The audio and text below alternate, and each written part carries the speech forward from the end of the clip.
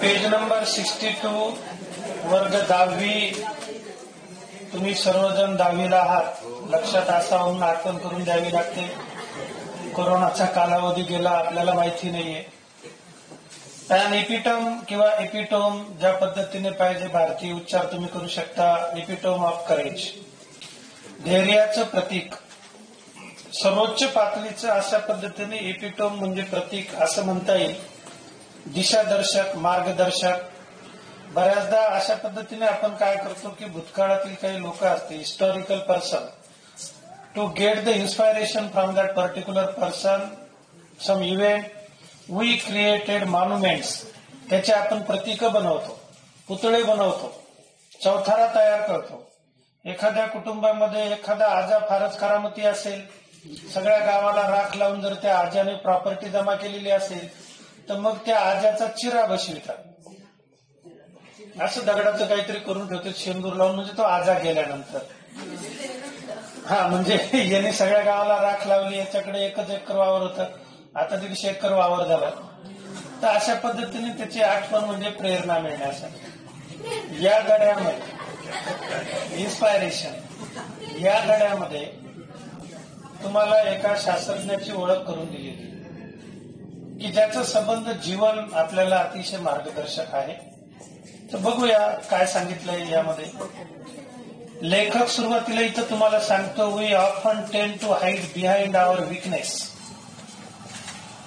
We often tend to hide behind our weakness. आपला जो weakness आहे, जी कमतरता आहे, त्यामागं आपण लपतो किंवा ती लपवण्याचा प्रयत्न करतो. असं प्रत्येकाच्या बाबतीत घडतं. वी म्हणजे आपण प्रत्येक जण, तुम्ही असेल, मी असेल. मला माझा विकनेस झाकायचा आहे, माझे पांढरे केस झाकायचे, मी ते काळे केले काल रात्री, आहे की. बऱ्याचदा आपण असं करतो किंवा त्याचं आपण भांडवल करतो की माझ्याजवळ हे नाही म्हणून माझ्याच्याने हे झालं नाही. अशा पद्धतीने बऱ्याचदा वेगवेगळे रडगाणे किंवा अपयशी माणसं सतत कारण सांगत असतात. The failure people, they have always some reason for any work. कुठल्याही कामासाठी त्याच्याकडे सबबी असतात, पळवाट असतं. ते अपयशाचं पहिलं लक्षण किंवा अपयशी व्यक्तीचं पहिलं लक्षण असतं. म्हणून वी ऑफनचा अर्थ होतो नेहमी. टेंड म्हणजे वागणे, दाखवणे किंवा तशा प्रकारची कृती करणे. टू हाईड म्हणजे लपणे. बिहाइंड आवर विकनेस, वेगवेगळे विकनेसेस राहतात. शारीरिकदृष्ट्या सक्षम असेल तर तो व्यक्ती वीक नाही असं नाही. म्हणून शरीराचा आणि विकनेसचा काहीही संबंध नाही. विकनेस हा तुमच्या मनामध्ये असतो, इथं मेंदूमध्ये. मेंदूतूनच सगळ्या शरीराचं कंट्रोल केलं जातं. मग शरीर राहू किंवा नाही राहू, मेंदू साबूत जर असला तर बरंच काही करता येतं. ते या धड्यातून आपल्याला शिकायचंय. एक जिवंत उदाहरण या ठिकाणी जगाने बघितलंय, अनुभवलंय. याच्यापूर्वी कदाचित असेल, परंतु जगाला ती माहिती नाही. डिसॅबिलिटीज, हँडिकॅप्स, दिव्यांग त्याला शब्द वापरतात, अपंगत्व. डिसॅबिलिटीज म्हणजे काही कार्य करण्यासाठी आपलं शरीर सक्षम नसतं, etcetera etcetera. Or mourn over them our whole life through. MOURN, mourn हा शब्द लिहून घ्या. MOURN, मॉर्न म्हणजे शोक व्यक्त करणे. MOURN, मॉर्न म्हणजे शोक व्यक्त करणे, दुःख व्यक्त करणे. आता दोन्ही मधले उच्चार लक्षात घ्यायचे. मॉर्निंग म्हणजे सकाळ, आपण म्हणतो ना गुड मॉर्निंग, आणि याचाही उच्चार काय होतो, मॉर्निंग. MOURNING. मॉर्न म्हणजे दुःख व्यक्त करणे, मॉर्निंग म्हणजे इवळत बसणे. एखादी दुःखद घटना घडली, एखाद्या प्रियजनाचा मृत्यू झाला, तर मग जी प्रक्रिया असते त्याला म्हणतात मॉर्निंग. MOURNING. इथं MO वापरतात, यू येतो, त्याच्यामध्ये यू येत नाही. शुभ सकाळमध्ये सुप्रभात. Mourn over them our whole life through. आयुष्यभर आपण ते एकच दुखणं घेऊन रडत राहतो. मग ते दुखणं वेगवेगळं असतं. जीवनाच्या टप्प्यावरती बऱ्याचदा वेगवेगळे दुखणं घेऊन लोक आयुष्यभर जगतात, परंतु त्याच्यातून बाहेर येत नाही. We have to overcome them. काल मी या संदर्भात तुम्हाला सांगितलं, जे नाही तुमच्याजवळ त्याचा विचार नका करू, जे आहे त्याचा विचार करा आणि त्याच्यातून पुढे जा. आपण बऱ्याचदा आपल्याकडे काय नाही याच्यामुळे दुःखी राहतो. मग माझ्याकडे सौंदर्य नाही, तू सुंदर नाही, हे कोणी सांगितलं? तुला आवडणारा कोणतरी असेलच, तुला लाईक करणारा किंवा तिला लाईक करणारा एखादा असतोच. फार निग्रो व्यक्तींचे सुद्धा जगाच्या पाठीवर लग्न होतात. आपण कोण फिकीर करायची एवढी? आणि म्हणून एकदम हॅपीली आपण जगू शकतो. कधी जे माझ्याजवळ आहे ते सर्वोत्कृष्ट आहे, त्याचा मी वापर करीन, हे आपल्या लक्षात आलं तर आपल्याला आनंदाने जगता येतं, मग ती आयुष्याची कोणतीही स्टेज असो. पुढे इथं सांगितलंय उदाहरण, आता नाव या ठिकाणी आलेलं आहे. डॉक्टर DR म्हणजे डॉक्टर, जसं TR म्हणजे ट्रॅक्टर, DR म्हणजे डॉक्टर. स्टीफन हॉकिंग, मी यांना प्रत्यक्ष भेटलेलो आहे. कुठं विचारा? टीव्हीवर. मागे 2017च्या आसपास मला वाटतं ते हैदराबादला एका सेमिनारसाठी आले होते. भारतामध्ये त्यांचं अभूतपूर्व असं स्वागत केलं गेलं आणि हैदराबादला त्यांनी त्या ठिकाणी सेमिनारमध्ये 1-1.5 तास लेक्चर दिलं. आता ते कशा पद्धतीने दिलं ते या धड्यामध्ये येईलच. मी त्यांची तुम्हाला डिटेल माहिती सांगेल किंवा नेटवरती तुम्हाला त्यांची माहिती मिळून जाते. One of the greatest scientist of the century, फार महान असे या शतकातील शास्त्रज्ञ, he died, he did not do so in spite of suffering from a very rare and dreaded disease. Suffering म्हणजे त्रास होणे, सफर म्हणजे त्याचा आपल्याला त्रास होणे, त्याला सफर हा शब्द वापरतात. मग ज्या रोगापासून, ज्या आजारापासून तुम्हाला त्रास होतो त्यासाठी त्याचं नाव घेऊन पुढे सफर शब्द वापरला जातो. Suffering from a very rare, rare शब्द लिहा, RARE.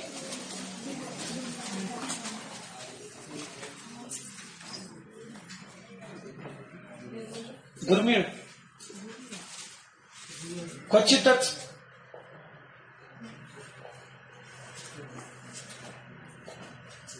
ड्रेडेड ला, ड्रेडेड, DREADED, ड्रेडेड.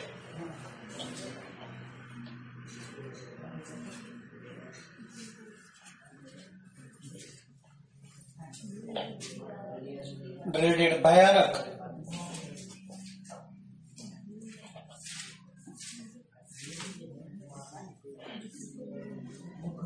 भयानक, मृत्यू पंथाला पोहोचविल असा. तसे सगळे रोग ड्रेडेडच राहते. काही रोगामध्ये स्लो माणूस मरतो आनंदाने, डायबिटीस वगैरे असेल तर 1000 लोकांना सांगून मला साखर आहे, मला साखर आहे. मी म्हणतो गळ्यातच पाठीला तुला साखर आहे की नाही? सगळ्याला कळलेला साखर आहे, याला चाटा म्हणजे गोड लागेल असं.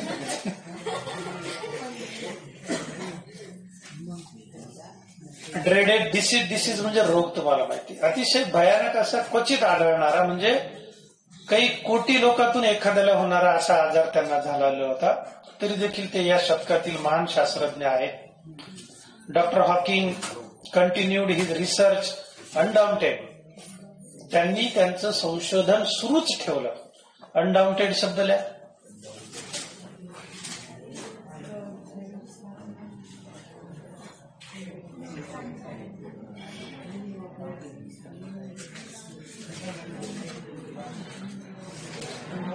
आपले प्रयत्न, आपले कार्य, आलेल्या अडचणीवर मात करून सुरूच ठेवणे.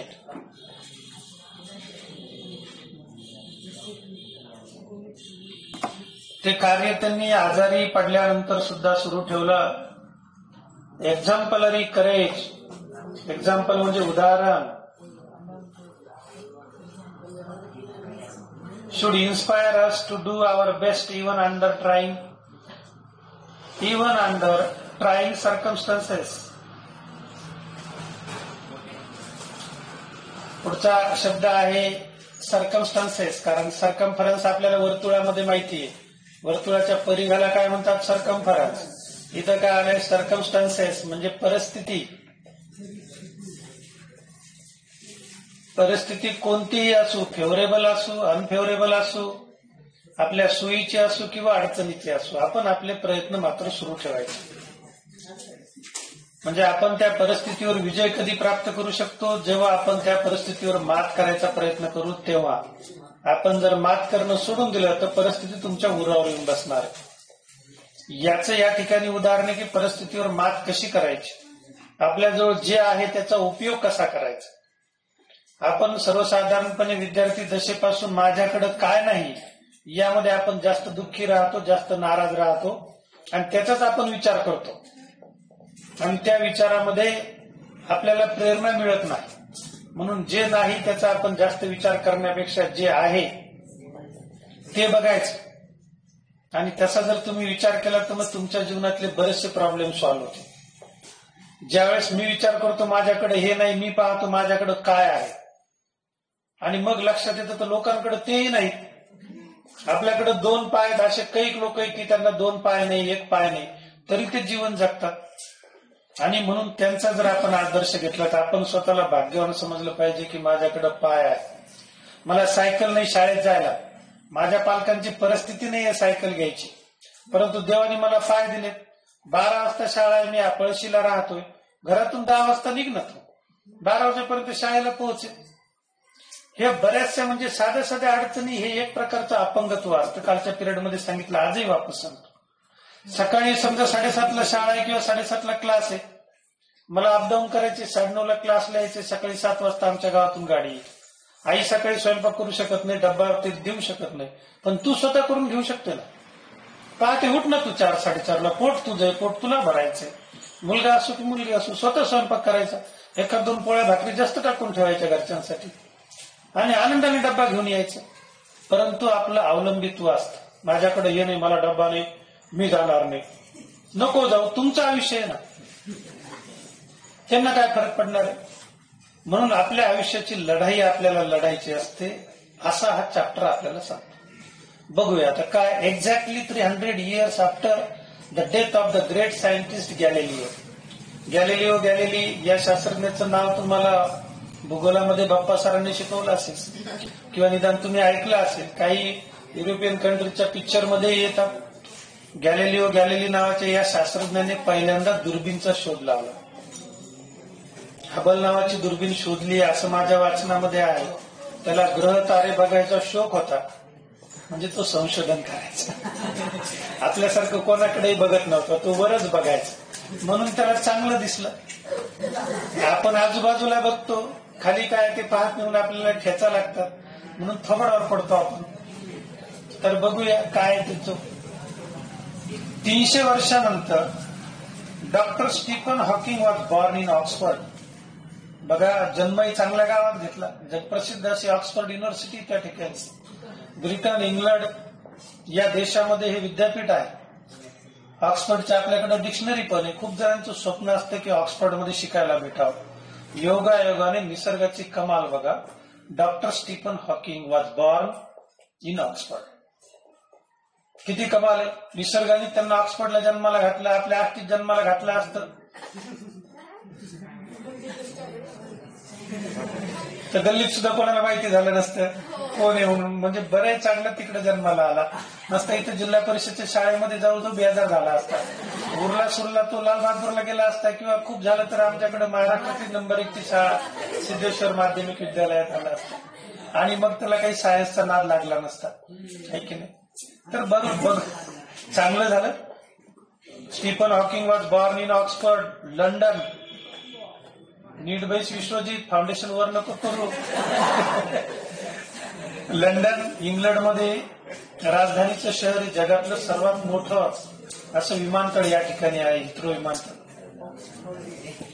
On the 8th day of January 1942, 1942ला जानेवारीच्या 8 तारखेला त्यांचा जन्म झाला. 1942 आपल्याकडे प्रसिद्ध आहे. कशासाठी प्रसिद्ध आहे 1942?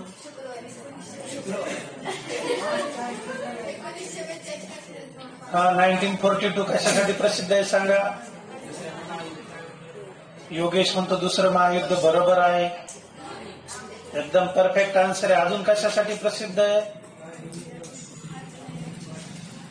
प्रगती खाली का, नीट बसा.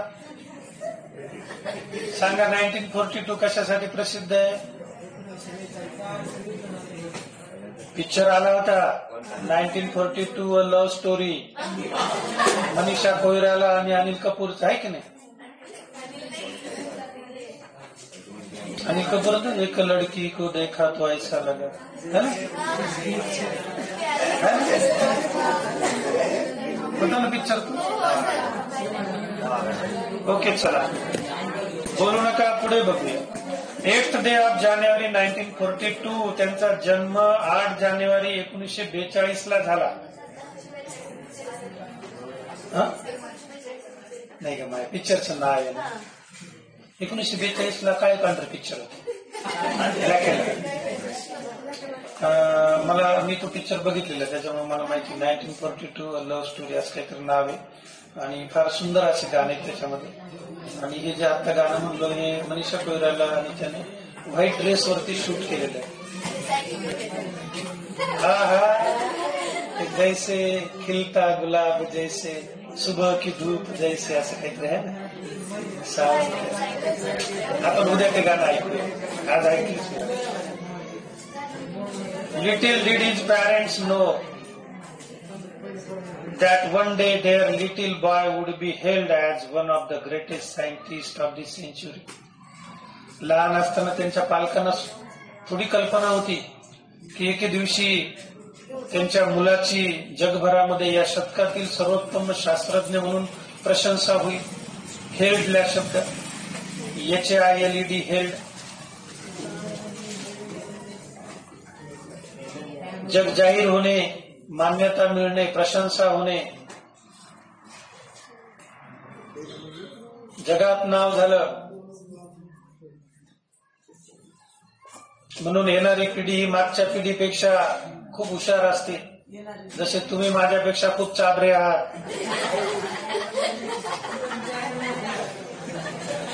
कारण बापापेक्षा लेकरं जास्त प्रसिद्ध होत असतात. म्हणून लवकरात लवकर कमाईला लागा. लवकरात लवकर पुढचं तुम्हाला सांगायची गरज नाही, तुम्ही करू शकता. Boy would be held as one of the greatest scientist of this century. या शतकातील सर्वोत्तम असा शास्त्रज्ञ त्यांचा मुलगा होईल अशी त्यांच्या पालकांना कुठलीही कल्पना नव्हती. Neither could anybody imagine that his mind would soar up into space like light. कोणीही कल्पना करू शकत नव्हतं की त्यांचं मन, त्यांची बुद्धिमत्ता अवकाशामध्ये प्रकाशाच्या वेगाने विचार करू शकेल इतकी बुद्धिमत्ता त्यांना लाभलेली होती. कारण त्यांनी अवकाशशास्त्रामध्ये संशोधन केलं. नायदर म्हणजे कोणीही तशी कल्पना करू शकणार नव्हतं. मोर इम्पॉर्टंटली, नन कुड predict that he would be the very epitome of courage. त्याचबरोबर सर्वात महत्वाचं म्हणजे कोणालाही, किंवा प्रेडिक्ट म्हणजे भविष्यवाणी करणे.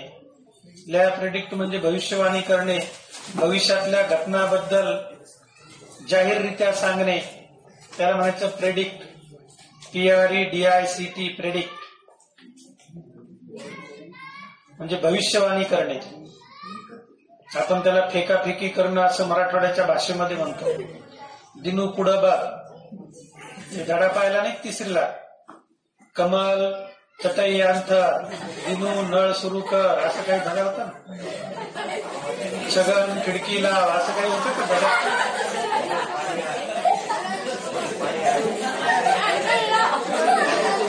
चटई अंथर, नळ लाव, खिडकी लाव, असे धडे होते. मी लिहिला असता धडा तर मी लिहिला असतं फी आण, पैसे दे, लवकर दे. कोणीही भविष्यवाणी करू शकलं नाही की हा मुलगा पुढे गेल्यानंतर या शतकातील सर्वोत्तम असा शास्त्रज्ञ होणार आहे. सेकंड पॅरेग्राफ बघूया आणि नंतर मग आपण अल्जेब्राचा अभ्यास घेऊया. Epitome of courage. नको ना माय, बोलू बोलू सगळं रक्त आटत ना. तुम्हाला काय घ्या, किती बी बसल्या जागेवर बरं वाटतं ऐकायला. गणित भक्त परायण गायकवाड बाबाचं कीर्तन. पण आमचं पार वाकडं तिकडं होतं, मधून सगळं आवळू शिकवावं लागत. आता काय काय आवळायचं तिची लिस्ट थोडी मोठी म्हणून सांगणार. Courage is wonderful thing. It is that quality which makes people not lose heart Wien faced with a great climate. वाक्य पुन्हा एकदा वाचतो. लेखकाने अतिशय चांगलं वाक्य इथं वापरलेलं.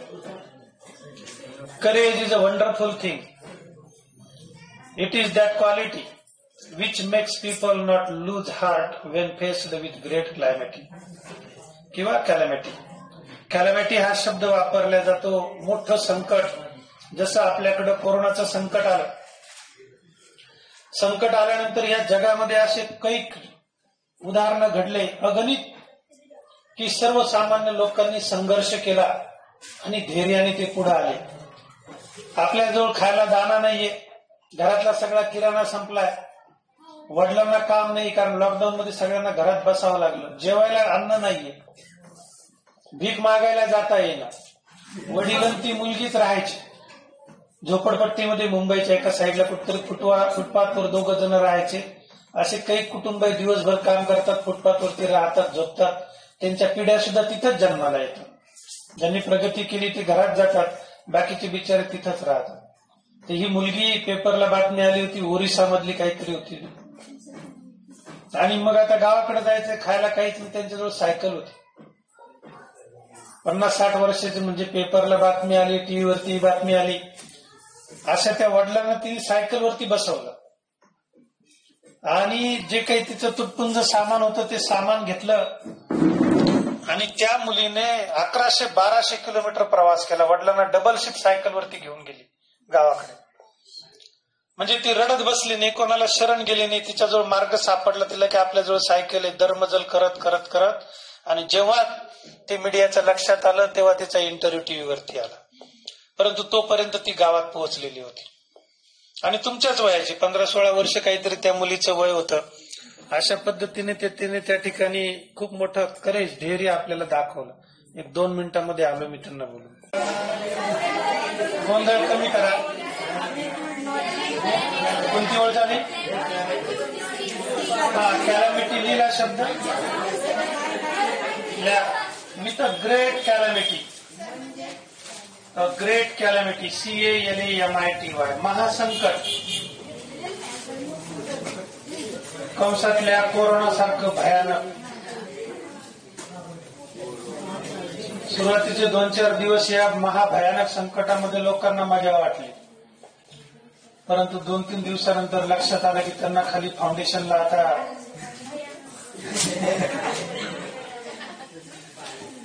courage is a wonderful thing. It is that quality which makes people not lose heart when faced with a great calamity. महासंकट आल्यानंतर जर धैर्याने आपण सामना केला, अतिशय सुंदर अशी गोष्ट आहे किंवा असे सुंदर अशी क्वालिटी मानवी जीवनाची आहे की धैर्य असलं पाहिजे. धैर्याचं दुसरं नाव आहे संयम. संयम असला पाहिजे. आता त्या मुलीचं तुम्हाला उदाहरण सांगितली, अशी असंख्य उदाहरणं घडली. अक्षरशः मी स्वतः अनुभवलं. आपल्या आष्टीमधलं, आमच्या कॉलनीच्या आजूबाजूला राहणार एक कुटुंब, 2 नवरा बायको पुण्यावरून पायी आले.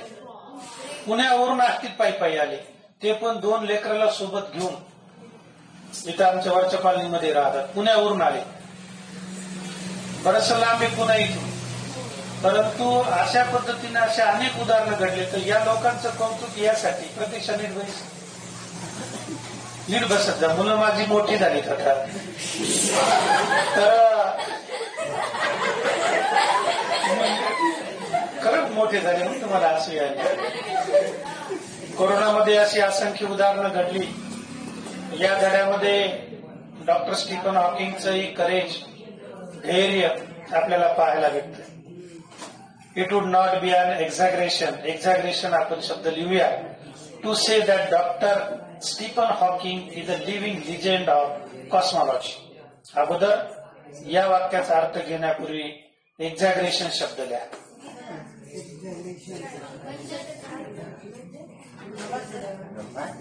अतिशयोक्ती, एखादी गोष्ट फुगवून सांगणे, बढाई मारणे. अतिशयोक्ती, योक्ती. उच्चार लक्षात घ्या. बोलून बोलून माझे पुढचे दात झिजून गेलेले. जास्त बोलायला लावू नका, नसतं तुम्हाला मुके लेकरं होतील, तळतळाट लागल शिक्षकाचा. हो, कोणाचा पहिला नंबर लागतो काय माहिती. झाल्यानंतर फक्त मला फोन नका करू. एक्झॅग्रेशन म्हणजे अतिशयोक्ती, एखादी गोष्ट फुगून सांगणे. नंतरला कॉस्मॉलॉजी, COSMOLOGY.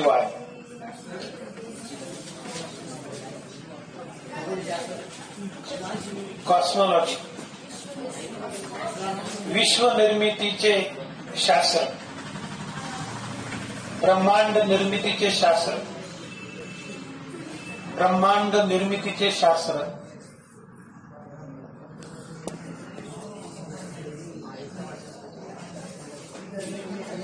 तर चला वळूया वाक्याकडे. It would not be an exaggeration to say that. ही काही अतिशयोक्ती नाही. ओके, हो चल. It would not be an exaggeration to say that Dr. Stephen Hawking, a living legend of cosmology. हे काही अतिशयोक्ती होणार नाही की डॉक्टर स्टीफन हॉकिंग हे जे आहे तर लिव्हिंग लिजेंड, जिवंत उदाहरण या शास्त्रामध्ये अभ्यास करणार आहे. लिजेंड शब्द द्या.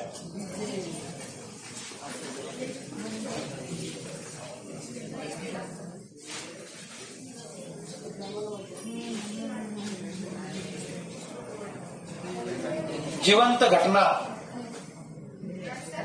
जिवंत घटना,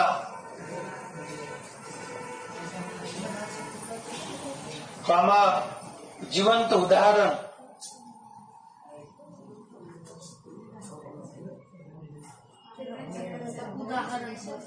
लिजेंडला आपण काय म्हणतो या क्षेत्रातला लिजेंड म्हणजे मराठीत काय म्हणतो?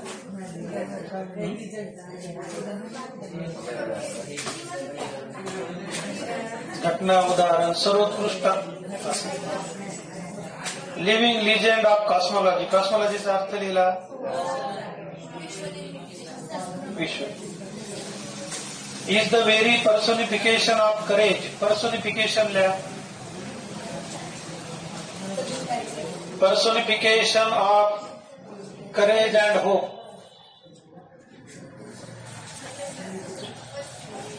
पर्सोनिफिकेशन आपण त्याला कोणता अलंकार म्हणतो?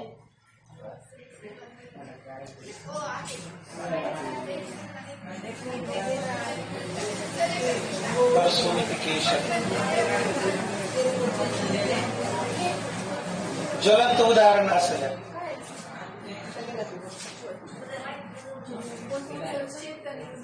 चेतना गुणयुक्ती. ज्वलंत उदाहरण, ज्वलंत उदाहरण, प्रतिमा. Personification of courage and hope. इकडे बघा, 5 तारीख आहे आज.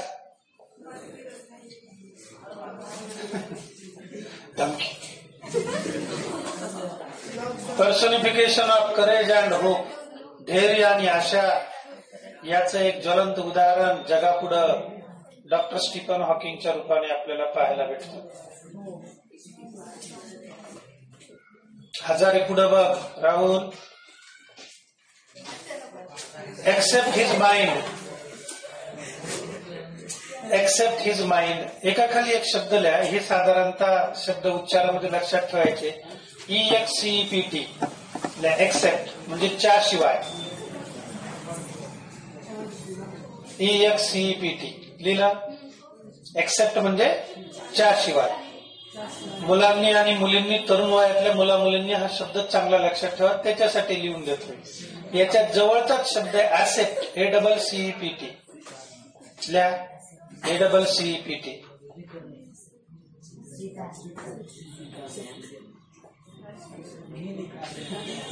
लिहिला. ऍसेप्ट म्हणजे स्वीकारणे. बऱ्याचदा मुलं अपूर्वी इंग्रजी शिकतात, उच्चार बरोबर करत नाही. भांडणं झाल्यानंतर मग सांगतात, सर एवढं असून मी त्याला ऍक्सेप्ट केलंच ना. म्हणजे बापरे, त्याला ऍक्सेप्ट केलं म्हणजे त्याला सोडून त्याच्याशिवाय दुसरं कोणतरी घेतलं मैत्रीमध्ये तिच्या. तर उच्चार तिथं काय पाहिजे? ऍक्सेप्ट पाहिजे. एवढं असून सुद्धा मी त्याला ऍक्सेप्ट केलं म्हणजे इतकं असून सुद्धा मी त्याला किंवा तिला स्वीकारलं. तिथं जर तुम्ही त्याचा उच्चार केला ऍक्सेप्ट, वाक्याचा अर्थ बदलून जातो. म्हणून मराठीमध्ये इंग्रजी शब्द घुसडताना इंग्रजी शब्दाचे उच्चारही व्यवस्थित करणं आवश्यक आहे. पुढे बघूया काय आहे ते. Except his mind, his whole body is bound to a wheelchair. त्याचा मेंदू, माइंड म्हणजे या ठिकाणी मेंदू, डोक्यातला. काहीचा आपला गुडघ्यात असतो, त्याच्यामुळे डोक्यातला सांगितलं. 2 प्रकारचे मेंदू आपल्याला पाहायला भेटतात. बऱ्याच जणांचा गुडघ्यात असतो. खरंय, ज्याचं वरचं चाललं आणि त्याचं ओळखायचं गुडघ्यात आहे म्हणून. म्हणजे जे जिथं डोकं लावायचं तिथं ताकद लावतं, जिथं ताकद लावायची तिथं डोकं लावतं. ओळखायचा मेंदू डोक्यातून निसटलं कुठं आलाय, आणि म्हणून आपण म्हणतो डोक्यावर पडला का. His whole body is bound to a wheelchair. तर व्हीलचेअर तुम्ही दवाखान्यामध्ये पिक्चरमध्ये बघितले असेल, किंवा मुन्नाभाई MBBS मध्ये तो एक जण असत असतो व्हीलचेअर,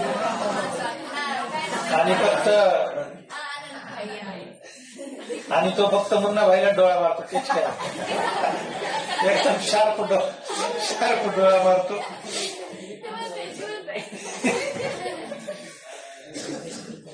तो जिवंत झाला असता माणूस, हिरोईनने त्याला गुदगुले करायला पाहिजे, बसला असता. Except his mind his whole body is bound to a wheelchair. तर ती व्हीलचेअर असते ज्या लोकांची म्हणजे पेशंटची हालचाल होत नाही, पायाखालचा भाग ज्यांचा लुळा झालेला आहे, जे स्वतःहून उठू शकत नाही, चालू शकत नाही, मग त्यांना व्हीलचेअर असते. आणि मग ते त्यावरती त्यांचं जीवनमान सुरू होतं. तर मानवी जीवनातली ती अतिशय अवघड अशी घटना राहते. बऱ्याच वर्षापूर्वीची गोष्ट आहे.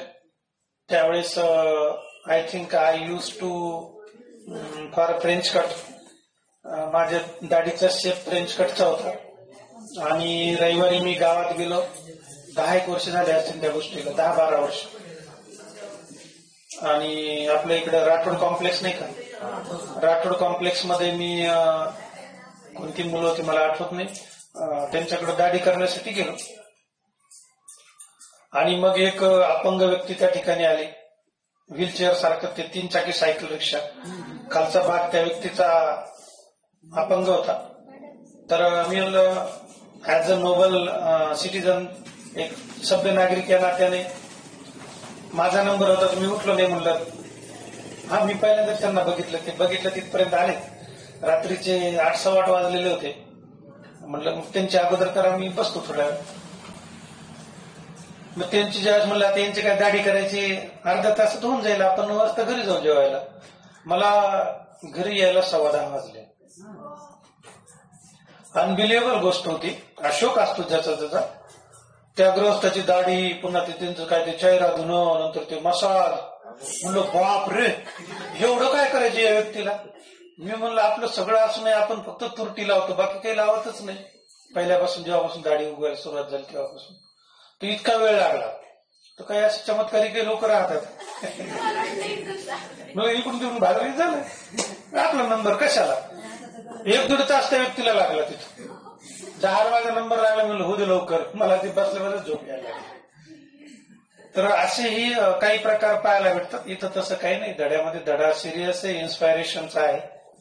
दरवर्षी आम्हाला शिकवावा लागतो, आणि म्हणून आमचं करेज किंवा धैर्य असतं, आणि ते उपयोगी पडतं. लॉकडाऊन मध्ये ते आम्हाला उपयोगी पडलं. बोले तैसं चाले, त्याची वंदावी पावले. 8 महिने आमचा धंदा बंद होता, आहे की नाही. तुम्ही काही फी घेऊन आले नाही, सरांची फी द्यावी म्हणून, पण तरी आम्ही धैर्याने तुमची वाट पाहिली. समोरून दिसले तर फक्त आम्ही जंगलातल्या प्राण्यांची आठवण केली.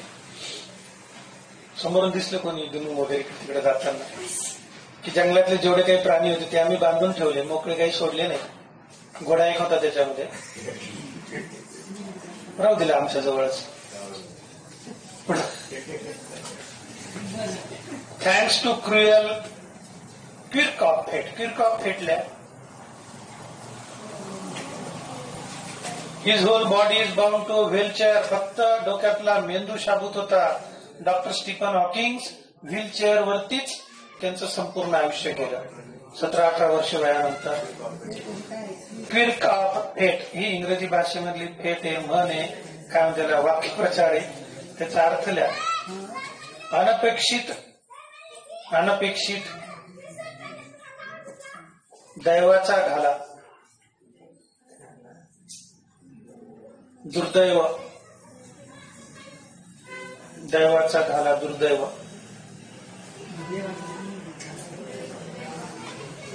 अशा अनबिलिव्हेबल गोष्टी आपल्याला पाहायला भेटतात. लॉकडाऊन कालावधीमध्येच मुंबईची एक घटना टीव्हीवरती दाखवू लागले. आता शहरामध्ये बहुतेकांच्या बंगल्याच्या वरती आजूबाजूला सीसीटीव्ही कॅमेरे लावलेले, आपल्या हत्तीमध्ये सुद्धा लावलेले.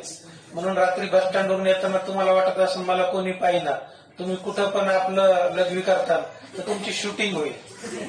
आलं लक्षात? रात्री 9:30 समजा बसमधून उतरले, खूप थंडी, कोणी पाहिना, लागले तुम्ही तिथं लघवी करायला तर तुमची शूटिंग चालू असते. आजूबाजूला सगळीकडे कॅमेरे आहेत आपल्या बस स्टँडवरती. आलं लक्षात? आणि म्हणून लघवी वगैरे करायची असेल तर थेट लेंडी नाल्यामध्ये या, तिथं तुमची शूटिंग काही होणार नाही. तर ते तुमचा प्रॉब्लेम काय, पण तुमचं लाईव्ह कुठं दिसू शकतं? चालेल, जाऊ ना आपण. हो, ते नाना तर दोस्त आहे आपला, सूर्यकांत महाराज परिषद, ओळख आहे त्यांच्याबरोबर, दोस्त आहे. जाऊ ना आपण. ओके, चला किती ओळी राहिल्यात आता? एकच राहिली, शेवटची ओळ घेऊया. किरकॉफ हेटचा अर्थ लिहिला. It is one of the greatest scientist of the century. असं असून सुद्धा, म्हणजे या धड्यातून आपल्या जीवनासाठी शिकण्यासाठी खूप काही आहे. असं असून सुद्धा या शतकातील ते महान शास्त्रज्ञ होऊन गेले असं आता म्हणावं लागेल. उर्वरित भाग आपण या धड्याच्या पुढच्या प्रकरणामध्ये घेऊ.